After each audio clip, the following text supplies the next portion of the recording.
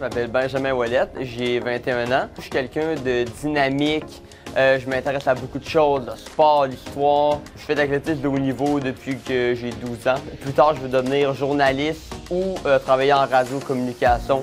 Je m'appelle Samuel Ouellette, je suis le frère de Benjamin Ouellette. J'ai 18 ans, j'étudie ici au Cégep de la Pocatière en sciences humaines. J'aime beaucoup faire du sport, je m'intéresse beaucoup au tennis, puis je suis très curieux par rapport à l'actualité en général. Donc, pour bien comprendre notre vision, on voit à peu près on a à peu près 6 % de vision. Puis notre vision, c'est qu'on voit à peu près comme dans une pièce. Le diagnostic exact est quand même très précis. C'est une dégénésie du segment intérieur qui amène beaucoup de problématiques, dont du glaucome et une microphthalmie. L'intégration s'est bien passée, premièrement parce que c'est un petit cégep, donc au niveau intégration, c'est beaucoup plus facile de connaître les élèves, d'avoir une proximité avec les profs. Quand on a des demandes, c'est beaucoup plus facile à faire parce que justement, l'accessibilité est beaucoup plus évidente que dans des grandes écoles.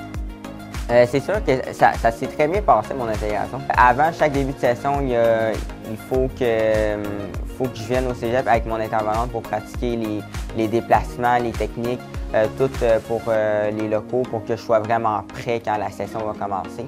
Je m'appelle Marie-Soleil Nadeau, je suis éducatrice spécialisée au service adapté du Cégep de la Pocatière et c'est moi qui accompagne Samuel Ouellette et Benjamin Ouellette, nos deux étudiants avec une déficience visuelle. Donc, mon rôle au quotidien, c'est vraiment d'adapter puis de les aider dans leurs tâches. Je suis aussi celle qui est dédiée au braille, donc je fais toutes les demandes avec les formulaires pour avoir les livres braille de chacun de leurs cours. Également, ça va aussi être au niveau des mesures dans leur plan d'intervention. Donc, est-ce qu'ils ont besoin d'une personne pour les accompagner dans le cours? Est-ce qu'ils ont besoin d'un preneur de notes, d'un enregistrement?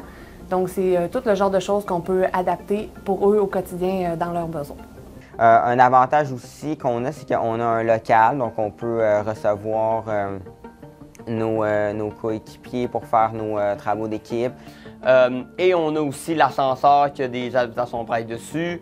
On a des lignes jaunes pour nous donner un repère visuel. Donc, beaucoup de repères subtils, des adaptations subtiles qui nous ont aidés à notre adaptation, mais qui font une grande différence quand tu les mets en tout ensemble. Mon accompagnement va aussi encadrer les enseignants. Donc, au quotidien, si les enseignants ont des interrogations, des questionnements ou qui ont besoin de soutien, je suis toujours là pour les aider puis en venir à une solution.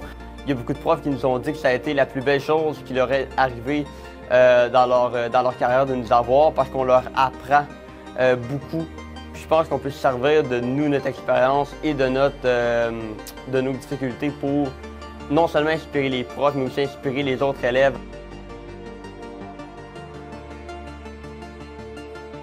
Mon passage secondaire au cégep s'est vraiment bien passé. Il faut vraiment pas voir ça trop gros comme défi parce que j'ai vécu du stress avec ça. Puis finalement, j'avais pas eu tant de raisons d'en avoir parce que le cégep de la Pocatière est très ouvert puis très souple. Puis à cause des accompagnements aussi, tout s'est vraiment bien passé quand je suis arrivé ici.